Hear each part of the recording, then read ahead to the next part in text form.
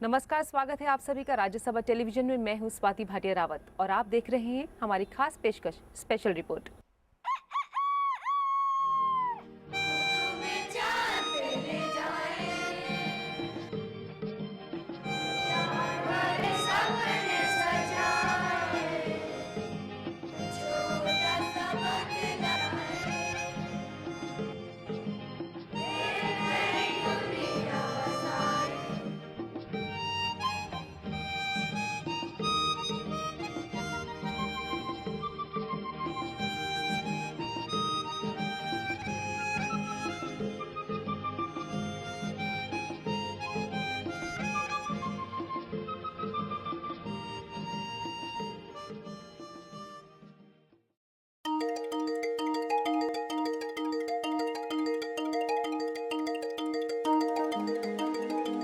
आंखें कुदरत की देन हैं।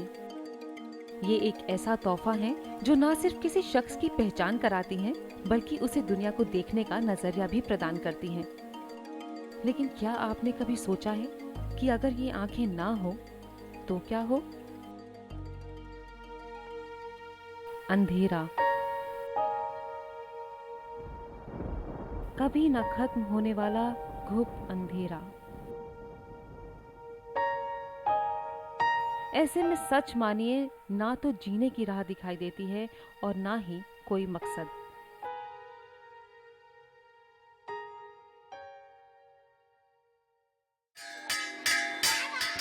लेकिन कहते हैं ना कि हर अंधेरे के पीछे उजाला छिपा होता है। ऐसे ही अंधेरे में सूरज की किरण बनकर सामने आया national institute for visually handicap, जिसने अंधेरी जिंदगी में कभी न खत्म होने वाली रोशनी की लौ जला दी। इस दुनिया में दो तरह के लोग होते हैं। पहले वो जो अपनी तकदीर के भरोसे रहते हैं और दूसरे वो जो अपनी तकदीर खुद लिखते हैं। आज मैं आपको भारत के ही नहीं बल्कि एशिया के नंबर 1 इंस्टीट्यूट की सैर कराऊंगी, जहाँ के बच्चे, जहाँ के विद्यार्थी अपनी दृष्टि से नहीं बल्कि अपनी दृष्टिकोण से इस दुनिया को देखते हैं और अपने उज्जवल भविष्य का ताना बाना बुनते हैं। National institute for visually handicap देश का अनोखा इंस्टीट्यूट है, जो दृष्टिबाधितों को न सिर्फ जिंदगी जीने की प्रेरणा देता है, बल्कि इनके कांपते हाथों को थाम इन्हें कामयाबी और आत्मनिर्भरता की सीढ़ी चढ़ने में भी मदद कर रहा है। Ministry of social justice and empowerment के तहत काम कर रहा ये इंस्टीट्यूट दृष्टिबाधितों को उनके अधिकार और सम्मान से भी रूबरू कराता है।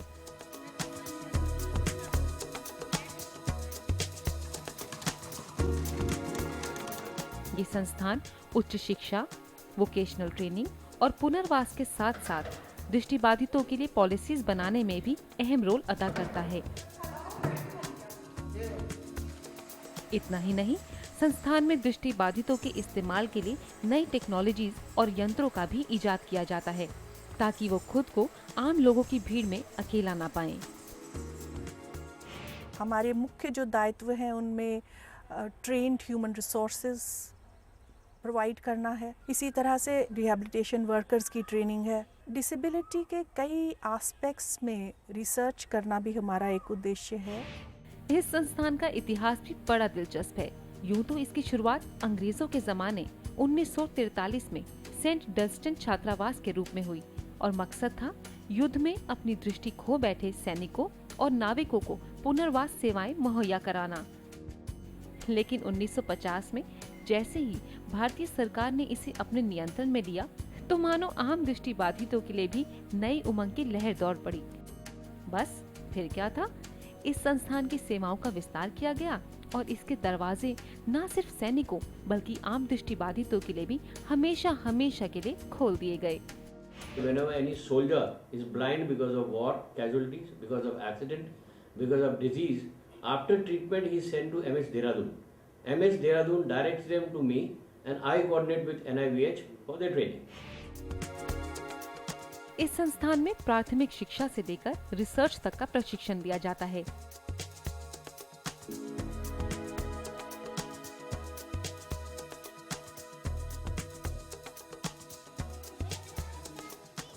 यहाँ ब्रेल प्रेस,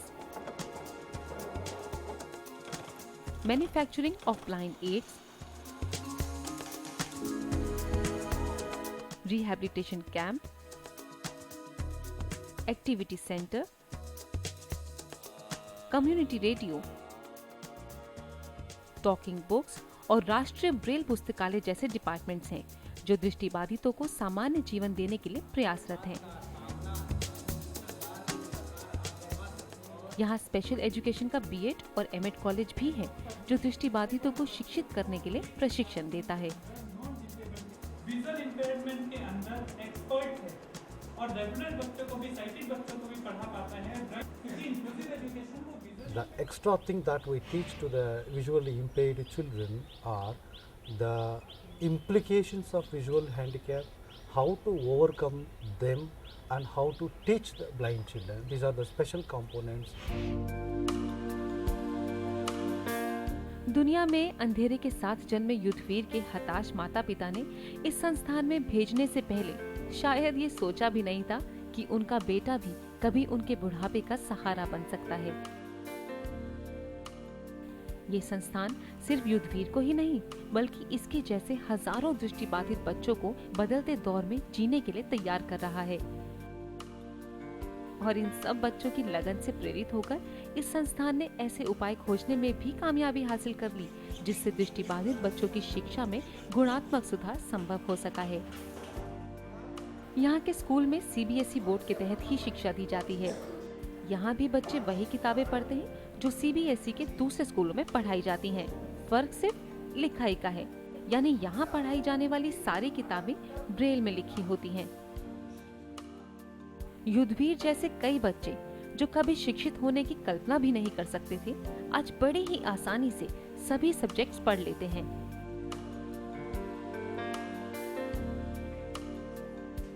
फिर चाहे मैथ्स में ट्रिग्नोमेट्री या फॉर्मूले सॉल्व करना हो, या फिर साइंस के मुश्किल एक्सपेरिमेंट्स जिसमें केमिस्ट्री में लिटमस टेस्ट, H2SO4 जैसे खतरनाक केमिकल के साथ नया प्रयोग, या फिर फिजिक्स में सर्किट्स को आपस में जोड़कर ध्वनि की पहचान करना हो। वाकई यहाँ के बच्चे एक्सपेरिमेंट्स करते हुए आपको एक बार को हैरान तो जरूर कर देंगे। और ये बच्चे लगातार अपनी कोशिशों से ये साबित करते हैं कि उनकी तालीम आंखों की मोहताज नहीं है और अगर इंसान कुछ करने की ठान ले तो कोई भी काम असंभव नहीं। साइंस के टीचर सिखा रहे हैं छू छू के एक एक चीज़ को, तो हमें अनुभव है, छू कर ही हम बता देते हैं कि इसका 10 ग्राम या 15 ग्राम है। मैं ये IAS बनना चाहता हूँ। फैमिली को ये कहना चाहूँगा कि मैं आज तक पढ़ाई कर रहा हूँ और आप पूरी कोशिश कर रहा हूँ कि आपकी उम्मीदों पर खरा उतरूँ। और फ्रेंड्स को ये कहना चाहूँगा कि मुझे ऐसे सपोर्ट करते रहें और मेरे जो भी मेरे अंदर कमी बताते रहें और मैं जो भी आगे से बढ़ता रहूँ, मुझे सपोर्ट करते रहें। हमारे स्कूल के ज़्यादातर बच्चे एम्प्लॉयमेंट इनको ज़रूर कहीं ना कहीं इनके लिए हो जाता है। और एक बच्चा 2 बच्चे यहाँ के ऐसे भी हैं जो UPSC भी जिन्होंने क्लियर किया है और IAS तक बने हैं। इस संस्थान में पढ़ रहे बच्चों के साथ कुदरत ने नाइंसाफी तो जरूर की है, लेकिन उसके बदले में उन्हें प्रतिभा के अनगिनत खजाने से भी नवाजा है। यूं तो दुनिया को देख नहीं सकता, लेकिन अपनी कला से लोगों के चेहरे पर मुस्कुराहट लाने में जरूर कामयाब है।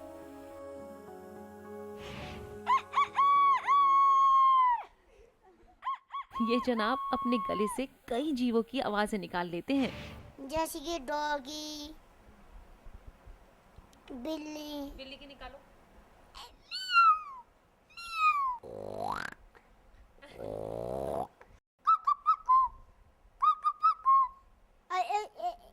चिड़िया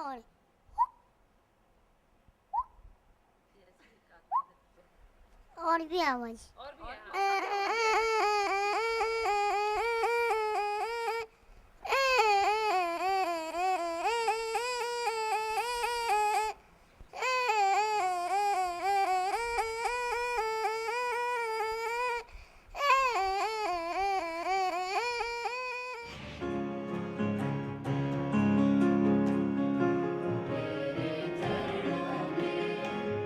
और यहाँ की संगीत कक्षा में कदम रखते ही कुछ ऐसा अनुभव हुआ जो सीधा दिल को छू गया। कीबोर्ड या गिटार हो या फिर बैंड, तबले पर थाप देते हाथ हो या फिर सुरों की मीठी तान,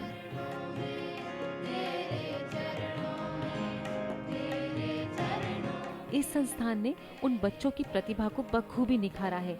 इन सबको जिंदगी के प्रति खुश देखकर सच मानिए इन सब पर गर्व होता है और इस बात का यकीन होता है कि इनकी बंद आंखों में पनप रहे सपने एक दिन दुनिया के सामने जरूर रंग लाएंगे।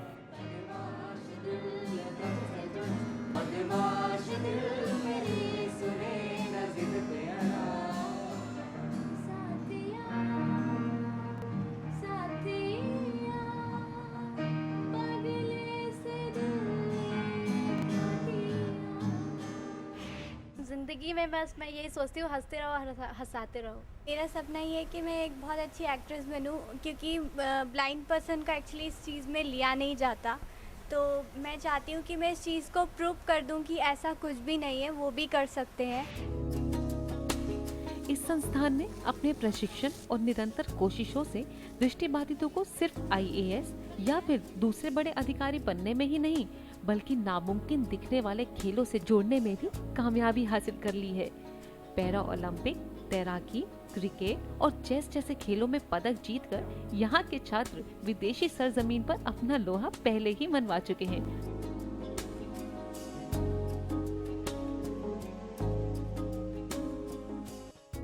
यूं तो आपने सचिन तेंदुलकर को छक्के लगाते कई बार देखा होगा, लेकिन जब दृष्टिबाधित बच्चे अपने बल्ले से चौके छक्के लगाते हैं तो वहाँ के साथ साथ अद्भुत जैसे शब्द अपने आप ही इनकी सराहना में निकल पड़ते हैं।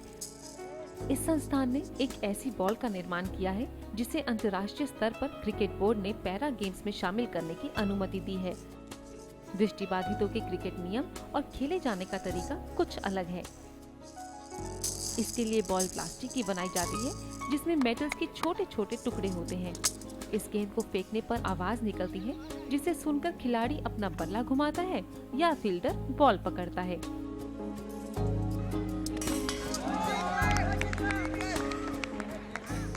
क्रिकेट खेलते हैं तो इसमें मेरे को बहुत अच्छा इसलिए लगता है कि गेंद आती है और ऐसा लगता है कि जैसे गेंद बजती हुई आ रही तो बैट वहीं पे जाता है जहाँ गेंद आ रही है, उसी लाइन में। 100 kg के लोहे के कोई ऑपरेटर से अगर इसको 11 फीट या 10 फीट की ऊंचाई से इसको दबाया जाएगा तब ये बॉल टूटेगी, वरना टूटेगी नहीं। इतनी सस्ती और इतनी अच्छी बॉल ये डेवलप हुई कि पूरे वर्ल्ड ने इसको एक्सेप्ट किया है। रुकते हैं एक छोटे से ब्रेक के लिए, जल्द हाजिर होते हैं।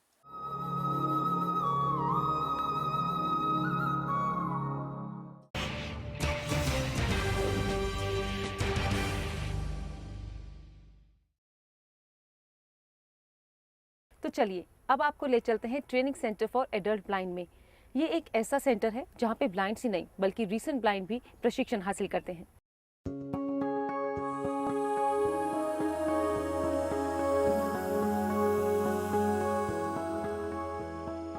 आंखें कुदरत की देन है।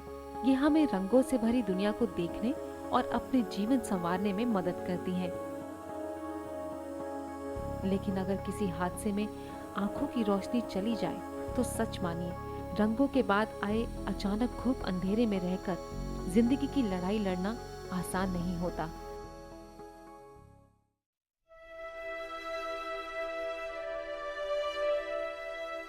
करीब 2 साल पहले एक बीमारी के चलते चंडीगढ़ के राहुल झा ने अपनी आंखें गंवा दी, जिसके बाद ये बिजनेसमैन न सिर्फ अपनी जिंदगी बल्कि ईश्वर से भी नाराज हो गया।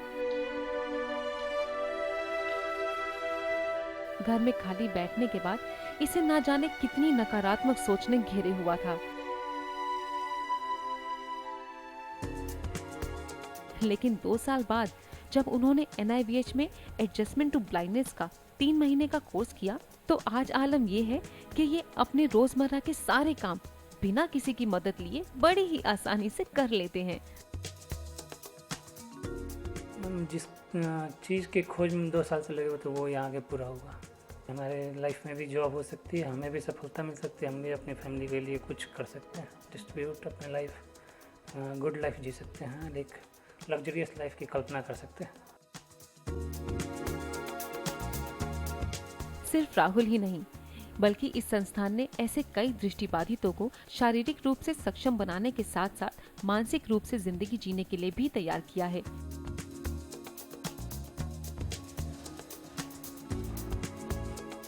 करीब 3 महीने की पुनर्वास ट्रेनिंग में ऐसे लोगों की सबसे पहले काउंसलिंग होती है, ताकि जिंदगी में अचानक से आए इस बड़े बदलाव को स्वीकार कर सकारात्मक सोच के साथ जी सकें।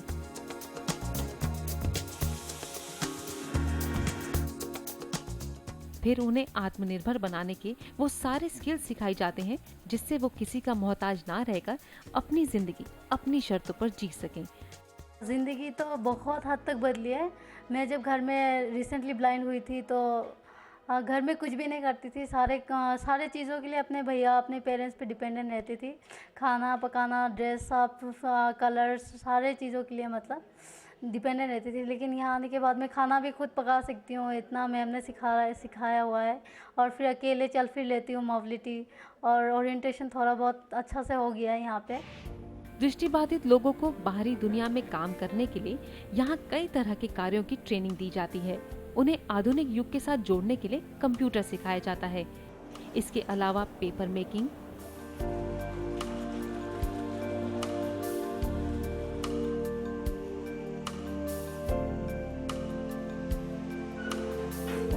प्रिंटिंग और डिस्पोजेबल प्लेट्स बनाना मुख्य है।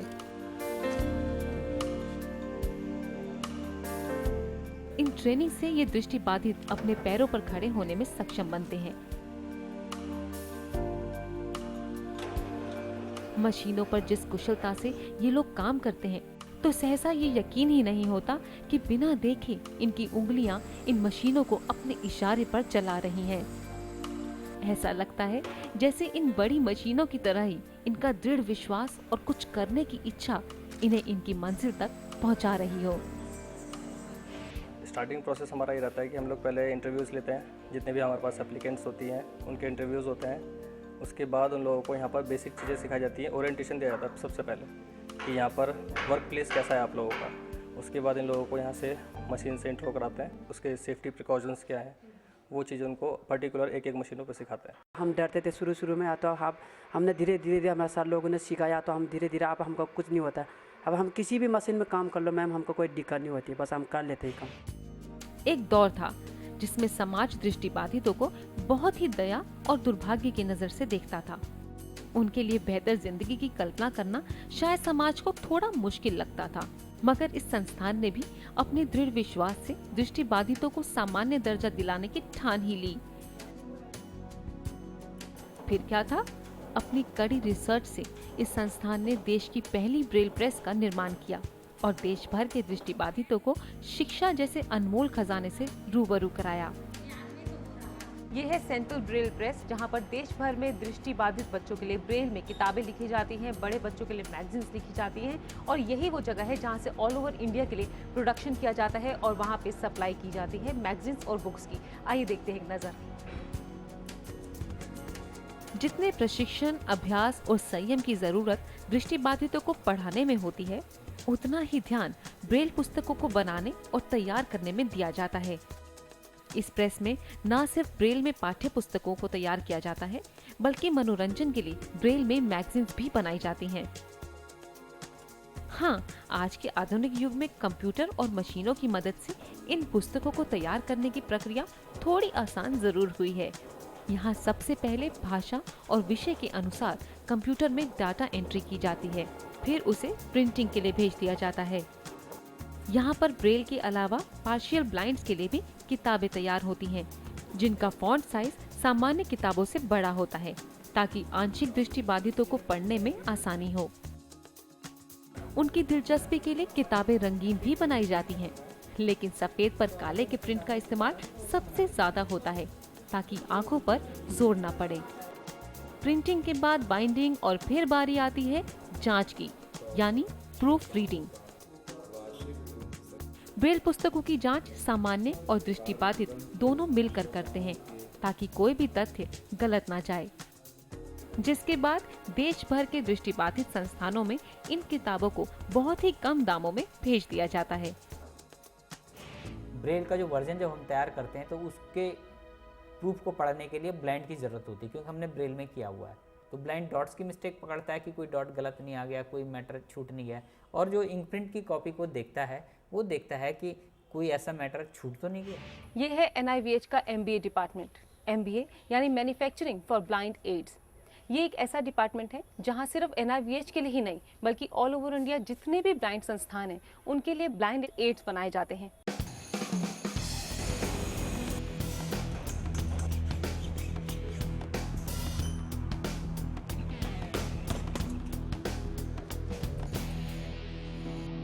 दृष्टिबाधितों को उनके मौलिक अधिकार यानी स्वतंत्रता से जोड़ने के लिए NIVH ने कुछ ऐसे ब्रेल उपकरणों का निर्माण भी किया जिसके जरिए न सिर्फ वो अपनी राह देख सकते हैं बल्कि बिना किसी पर निर्भर रहे अपने सारे काम खुद कर सकते हैं, जिसमें कंप्यूटिंग उपकरण, चलने के लिए छड़ी,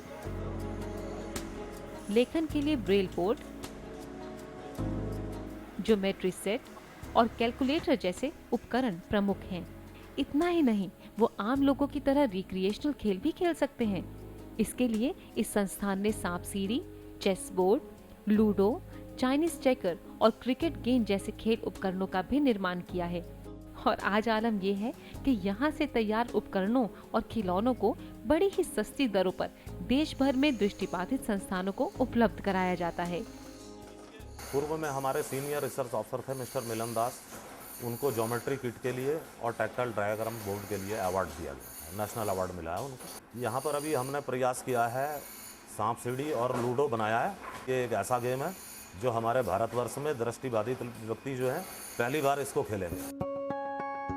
अक्सर दृष्टिबाधितों को पढ़ाई लिखाई संबंधित जानकारियाँ लेने के लिए या तो ब्रेल किताबों पर निर्भर रहना पड़ता था या फिर किसी सहायक के बोल पर। लेकिन इस इंस्टीट्यूट ने तो जैसे सभी दृष्टिबाधितों को आम जिंदगी जीने के लिए पूरी तरह से तैयार करने की ठान ही ली। इसीलिए उन्होंने यहाँ अनोखी टॉकिंग बुक लाइब्रेरी की स्थापना की। इसकी शुरुआत 1984 में की गई, जिसमें नामी गिरामी आवाजों के साथ न सिर्फ पाठ्यक्रम पुस्तकें बनाई गईं, बल्कि उनके मनोरंजन के लिए साहित्य और मैगजीन्स भी उपलब्ध कराई जाती हैं। पहले ये किताबें ऑडियो कैसेट्स के रूप में होती थी, लेकिन अब सारी रिकॉर्डिंग सीडीज में की जाती है। टॉकिंग बुक्स को और दिलचस्प बनाने के लिए इसमें मशहूर कलाकारों की आवाज का इस्तेमाल भी किया जाता है ताकि वो प्रभावी बन सके।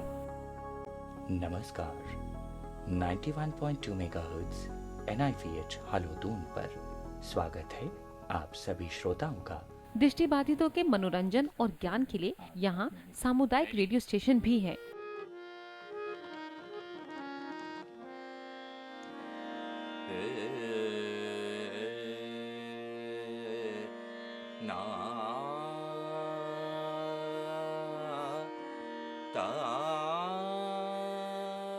यहाँ प्रसारित होने वाले कई कार्यक्रमों को स्वयं दृष्टिबाधितों ने ही बनाया है, जिसका एक मकसद इन्हें ब्रॉडकास्ट मीडिया से रूबरू कराना भी है। ये एक ऐसा कार्यक्रम है जो हिंदुस्तानी शास्त्रीय संगीत को प्रचार करने के लिए बनाया गया है। और आप मानते होंगे कि आजकल के युग में these all are like waning arts, लुप्त होती कलाएं हैं, और कल्चरल रिग्रेशन की वजह से आजकल का जो संगीत है वो एक अपने ही किस्म का हो गया है। सो ऐसे में एक वो संगीत के बारे में बात करना जिसका निर्माण ही हम लोग वेदों से मानते हैं, और बहुत अच्छी प्रतिक्रियाएं हमें देहरादून के लोगों की इस कार्यक्रम को लेकर मिल रही हैं। यूँ तो दृष्टिबाधित अपनी राह खुद पहचान लेते हैं, लेकिन उनकी सुविधा के लिए यहाँ के रास्तों का भी अपना ही वजूद है। कुछ अलग तरह की इन टाइल्स को गाइडिंग टाइल्स कहते हैं। सीधी लकीर वाली टाइल्स आपको आगे बढ़ने का हौसला देती हैं, तो बिंदुओं से बनी टाइल्स दोराहे या चौराहे को दर्शाती हैं। दिन के उजाले और अंधेरे यूं तो यहाँ के लोगों के लिए कुछ खास मायने नहीं रखते, लेकिन हाँ, ये अपनी अंधेरी जिंदगी को अपने हौसले और मेहनत से जीते हैं। यहाँ के अधिकारियों, शिक्षकों और कर्मचारियों ने अपनी कड़ी मेहनत और विश्वास से इस संस्थान को पिछले 6 दशक में कई अहम मुकाम हासिल कराए हैं, और जिंदगी के इन्हीं थपेड़ों ने इन्हें सामान्य लोगों की तरह अहम पदों पर जिम्मेदारियां संभालना भी सिखा दिया है। जो हमारे यहाँ से स्टूडेंट्स पढ़कर गए हैं, उन्होंने बड़े बड़े कीर्तिमान, मैं कहूँगी, आज स्थापित किए हैं। टीचर्स हैं, प्रोफेसर्स हैं, एडवोकेट्स हैं, कुछ बहुत सक्सेसफुल बिजनेसमैन भी हैं एक स्टूडेंट हैं जो आज IAS ऑफिसर बन चुके हैं, और इन्हें देखकर दूसरे दृष्टिहीन व्यक्तियों का भी हौसला, उनके पेरेंट्स का भी हौसला बुलंद रहता है, जो कि बड़े निराश हो जाते हैं जब उनके बच्चे ब्लाइंड होते हैं। मुंह में जाते निवाले का आकार और रंग तो इन्हें नहीं मालूम, लेकिन इसका स्वाद इन्हें जिंदगी जीने की प्रेरणा जरूर देता है और जिंदगी की जंग लड़ते हुए ईश्वर से एक ही प्रार्थना करते हैं, अस्तो मां सद्गम्य तमसो मां ज्योतिर्गम्य। NIVH की दुनिया भी एकदम निराली है। यहाँ के प्रोफेसर्स, टीचर्स और यहाँ के लोग, इन्होंने अपनी कड़ी मेहनत और रिसर्च से ये साबित कर दिया है कि दृष्टिबाधित किसी से कम नहीं और उनके सपनों में भी जान होती है। किसी ने सही कहा है, मंजिलें उन्हें मिलती है जिनके सपनों में जान होती है। पंखों से कुछ नहीं होता, हौसलों से उड़ान होती है। तो आज के लिए बस इतना ही। देखते रहिए राज्यसभा टेलीविजन। नमस्कार।